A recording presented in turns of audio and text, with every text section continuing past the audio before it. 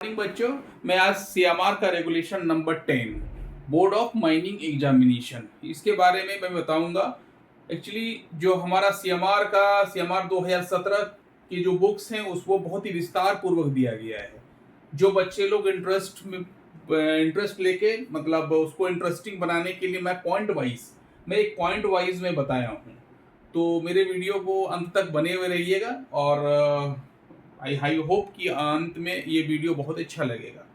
तो board of mining examination ये board वो बोर्ड नहीं है जैसे कि हम लोग 10th की पढ़ाई करते हैं या 12th की पढ़ाई करते हैं तो सीबीएसई बोर्ड या कोई भी मतलब एनसीईआरटी बोर्ड, ये नहीं है। ये बोर्ड है एक माइनिंग के कुछ आदमी मिलके एक बोर्ड का गठन किया जाता है जो वो डिसीजन लेता है कि माइनिंग के रिलेटेड क्या क्या एग्जाम्स होंगे, क्या एप्लीकेशन फॉर्म भरे जाएंगे, ठीक है, किस टाइप के एग्जाम्स कंडक्ट कराना होगा। जीटी गैस टेस्टिंग का जैसे हो गया, FMC first class mines manager competency का एग्जाम्स हो गया, second class mine manager competency का एग्जाम्स हो गया, ओवरमैन का एग्जाम्स हो गया, माइनिंग सरदार का एग्जाम्स हो गया, वाइंडिंग इंजन मैन का एग्जाम्स हो गया, या एग्जाम्स लेने के बाद सर्टिफिकेट किसको देना है, सर्टिफिकेट किसको ग्रांट करना है, एप्लीकेशन फॉर्म कितने दिन के लिए है, कितना दिन तक हम समय देंगे कि सारे माइनिंग के बच्चे एप्लीकेशन को भर लें। तो ये सब जितने डिसीजन है ये बोर्ड ऑफ माइनिंग एग्जामिनेशन का फंक्शन होता है, मतलब कार्य होता है कि ये एक्चुअली ये जो बोर्ड बना है इसका क्या क्या काम है वो इसमें बताया गया है। ठीक है, इसका ये फंक्शन है, मतलब जितने भी एग्जाम और सर्टिफिकेट रिलेटेड जो भी वर्क, ठीक है, चाहे first class second class mining sardar overman engine man, mining sardar का सर्टिफिकेट कब देना है, किसको देना है, रिजेक्ट किसको करना है, सर्टिफिकेट एक्सचेंज कैसे होता है, ये सब चीज का बारे में वो बताता है। तो ये हो गया उसका फंक्शन। अब बोर्ड क्या होता है कि आपका ये बोर्ड है, बोर्ड में 6 मेंबर रहते हैं। ये आप लोग को जानना जरूरी है, ऑब्जेक्टिव क्वेश्चंस में पूछे भी गए हैं। बोर्ड में 6 मेंबर रहते हैं, ठीक है। तो बोर्ड में 6 मेंबर में तो पहला एक डीजीएमएस से आपका सीआई रहेंगे ही रहेंगे, ये मस्ट है। CI that means chief inspector of mines. ये डीजीएमएस का एक महत्वपूर्ण अंग है, पार्ट है, ठीक है, मतलब महत्वपूर्ण आदमी है। तो सीआई तो रहेंगे ही रहेंगे, इसके अलावे 5 आदमी इसमें रहते हैं। अब 5 आदमी को हम लोग कैटेगराइज्ड बांटे हुए हैं, देखिए इसमें दिख रहा होगा। पहला एफएमसी होल्डर एक, एफएमसी बोले तो first class mines manager certificate, जिसके पास फर्स्ट क्लास माइंस सर्टिफिकेट है वो व्यक्ति एक रहेंगे उस बोर्ड में। दूसरा हो गया माइनिंग, जिसको माइनिंग फील्ड का नॉलेज हो। अब किस फील्ड में नॉलेज हो, सुपरविजन में नॉलेज हो, कंट्रोल में नॉलेज हो, मैनेजमेंट में नॉलेज हो और डायरेक्शन में नॉलेज हो, that is the part of manager. ये मैनेजर का ड्यूटी होता है, चाहे फर्स्ट क्लास हो सेकंड क्लास। इस टाइप के आदमी आपके 2 रहेंगे, ठीक है, 2 आदमी इसमें रहेंगे जो माइनिंग फील्ड में इस फील्ड का एक्सपीरियंस्ड है। डिग्री और हायर माइनिंग कॉलेज के प्रोफेसर, मतलब डिग्री जो माइनिंग कॉलेज के प्रोफेसर है या हायर माइनिंग कॉलेज एमटेक हो गए, ये सब हो गए, उस कॉलेज के प्रोफेसर भी आपके एक रहेंगे। और माइनिंग रिसर्च या प्लानिंग में जो काम करते हैं, सपोज जो सीएमपीडीआई हो गया या सिम्फर हो गया, वहां से एक आदमी रहेंगे। तो टोटल कितने आदमी हो गए, 1 + 2 3 + 1 4 + 1 5 और एक सीआई मतलब चीफ इंस्पेक्टर ऑफ माइंस। तो ये 6 आदमी का जो ग्रुप है वो मिलके एक बोर्ड का निर्वाचन होता है, बोर्ड बनता है, इसी को बोलते हैं बोर्ड। और इस बोर्ड का जो फैसला होता है, एग्जाम रिलेटेड जो भी फैसला होता है, माइनिंग के सर्टिफिकेट रिलेटेड जो भी फैसला होता है, यही बोर्ड के मेंबर मिलके फैसला करते हैं, ठीक है। अब इसमें इस बोर्ड में एक तो आपका ये चेयरमैन हो गया, मतलब chief inspector of mines is a chairman, मतलब चेयरमैन मतलब मेन आदमी। अब क्या करता है ये चेयरमैन, क्या करता है, आपका सेक्रेटरी को चुनता है। इसी सब आदमी में से एक आदमी को सेक्रेटरी पोस्ट में कौन चुनता है, सीआई चुनता है, चीफ इंस्पेक्टर ऑफ माइंस चुनता है, ठीक है। अब चीफ इंस्पेक्टर ऑफ माइंस को छोड़ के अब कोई पूछेगा कि भाई जब भी कोई जॉब करता है या किसी पोजीशन में है तो कितने दिन के लिए है, तो आप चीफ इंस्पेक्टर ऑफ माइंस, वो चूंकि वो चीफ इंस्पेक्टर का पोस्ट में है, जब तक है तब तक है, लेकिन बाकी जितने भी जितने भी मतलब मेंबर्स हैं उनका कार्यकाल सिर्फ 3 साल ही रहते हैं। मतलब चाहे एफएमसी का एक होल्डर या माइनिंग फील्ड से नॉलेज वाले, जो इस फील्ड में नॉलेज वाले 2 मेंबर, चाहे डिग्री या कोई हायर माइनिंग इंस्टीट्यूशन में पढ़ाने वाले 1 प्रोफेसर, और माइनिंग रिसर्च और प्लानिंग में पढ़ा मतलब माइनिंग रिसर्च एंड प्लानिंग में जो काम करते हैं उसमें से 1 आदमी। यही 5 मेंबर्स का कार्यकाल 3 साल ही होता है। उस बोर्ड ऑफ माइनिंग एग्जाम्स के जो मेंबर मैंने बताया, उस मेंबर में एक पर्टिकुलर आपका प्रोफेसर वर्ड भी मैंने बताया था कि उसमें प्रोफेसर भी आपके चुने जाएंगे, जो मतलब माइनिंग इंस्टीट्यूशन या हायर माइनिंग इंस्टीट्यूशन या कोई भी कॉलेज से अगर प्रोफेसर है तो उसमें से एक उस बोर्ड ऑफ माइनिंग एग्जामिनेशन के मेंबर रहेंगे।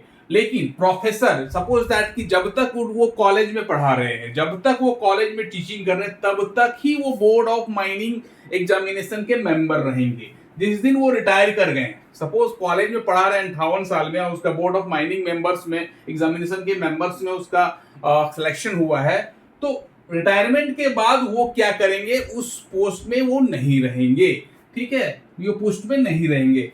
अब सपोज कि इन केस ऑफ डेथ, अगर कोई मर जाता है, सपोज कि उस आपका मेंबर्स है उसमें से कोई मेंबर्स की मृत्यु हो जाती है, और उसके बाद क्या करता है, उसको नॉमिनेट करके नया मेंबर चुना जाता है। तो ऐसा नहीं कि उसका कार्यकाल 3 साल के लिए रहेगा, उसका कार्यकाल 3 साल के लिए नहीं रहेगा। और सपोज कि कोई आदमी अगर 3 साल के लिए चुना गया है और उसकी मृत्यु 1 साल काम करने के बाद अगर हो जाता है, तो रिमेनिंग जो 2 साल का जो पीरियड है, वो नया जो व्यक्ति चुने जाएंगे, चाहे वो आपका रिसर्चर हो, चाहे आपका एफएमसी होल्डर हो, वो उसका कार्यकाल 2 साल ही रहेंगे। मृत्यु के बाद कितना बचा उसका समय, उसके 3 साल के कार्यकाल में कब मृत्यु हुई और उसको माइनस करने के बाद कितना मेरा वो समय बच रहा है, तो उतना ही उसका कार्यकाल रहेगा।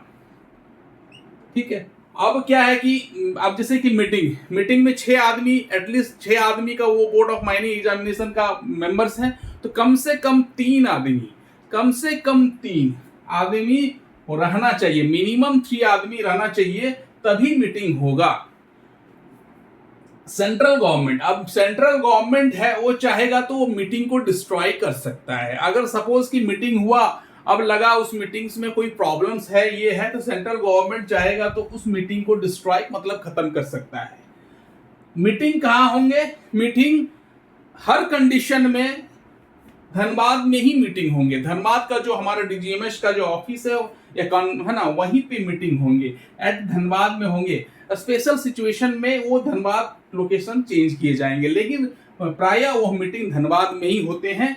और कितना दिन पहले, 10 दिन पहले आपको वो नोटिस देगा। जितने भी बोर्ड ऑफ माइनिंग एग्जामिनेशन के मेंबर्स हैं, उनको 10 दिन पहले क्या मीटिंग होगा, किसका मीटिंग में क्या एजेंडा रहेगा, वो आपको बाय इंडियन पोस्ट के माध्यम से वो भेजा जाएगा, जिसमें चीफ इंस्पेक्टर और या सेक्रेटरी का उसमें बकायदा सिग्नेचर रहेगा कि हम भाई 10 दिन पहले हम आपको नोटिस दे रहे हैं। हमारा बोर्ड ऑफ माइनिंग एग्जामिनेशन के जितने भी मेंबर्स के पास वो नोटिस जाएगा, बाय इंडियन पोस्ट के माध्यम से जाएगा, और उस मीटिंग में क्या क्या एजेंडा रहेगा उस नोटिस में लिखे हुए रहेंगे।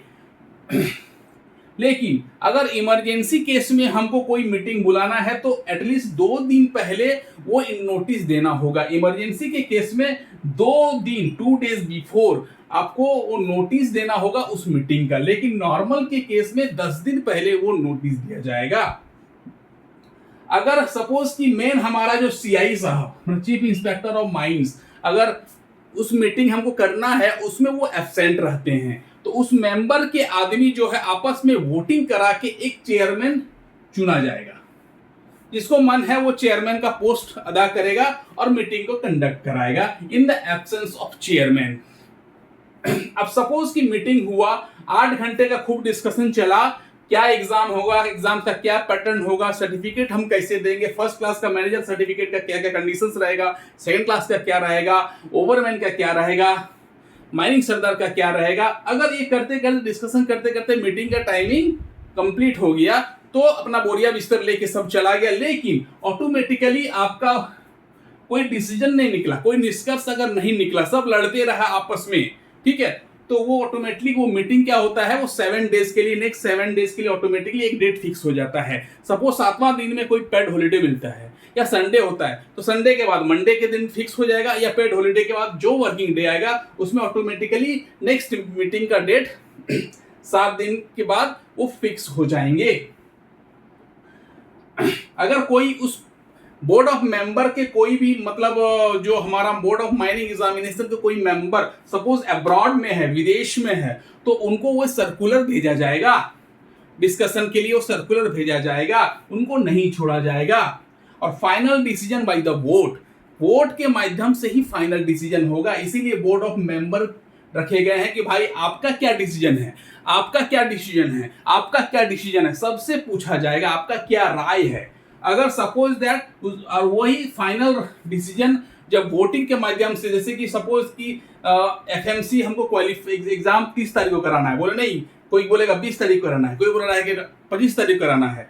जिसका मेजर वोट आएगा, पांच आदमी में से 6 आदमी में से बोलेगा 3 आदमी नहीं 20 तारीख को होना चाहिए, और एक आदमी बोला 21 तारीख को होना चाहिए, और एक आदमी बोला, 2 आदमी बोला कि 22 तारीख को होना चाहिए। तो जिसका मेजोरिटी आएगा वोटिंग का, उस दिन वो फाइनल डिसीजन होगा। इन केस में सपोज दैट कि 4 मेंबर है हमारा, 4 मेंबर में से एक मेंबर का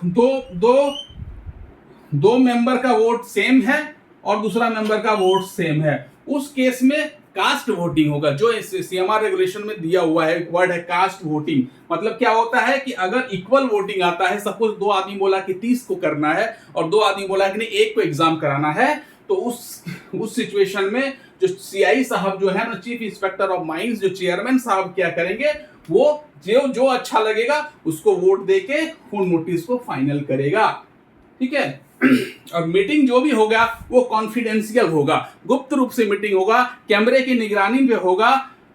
ठीक है। तो आई होप कि जितने भी पॉइंट्स थे हमारे सीएमआर जो आपका 10 बोर्ड ऑफ माइनिंग एग्जामिनेशन को, उसको मैंने पॉइंट वाइज मैंने बताया हूं ताकि सब आपको समझ में आएंगे। तो ये जो मेरा जो वीडियो है उसको पढ़ने के बाद एक बार जरूर से जरूर सीएमआर का जो रेगुलेशन नंबर 10 का सब्जेक्टिव्स जो दिया हुआ है उसको पढ़ ले। उसके बाद देखिएगा आप सभी को वो रिमाइंड कर, वो आपके दिमाग में फ्लॉट करेगा। ऐसे ही नोट्स बना के आप पढ़ेंगे। आई होप ये वीडियो अच्छा लगा होगा, तो इस वीडियो को लाइक करें और शेयर करें।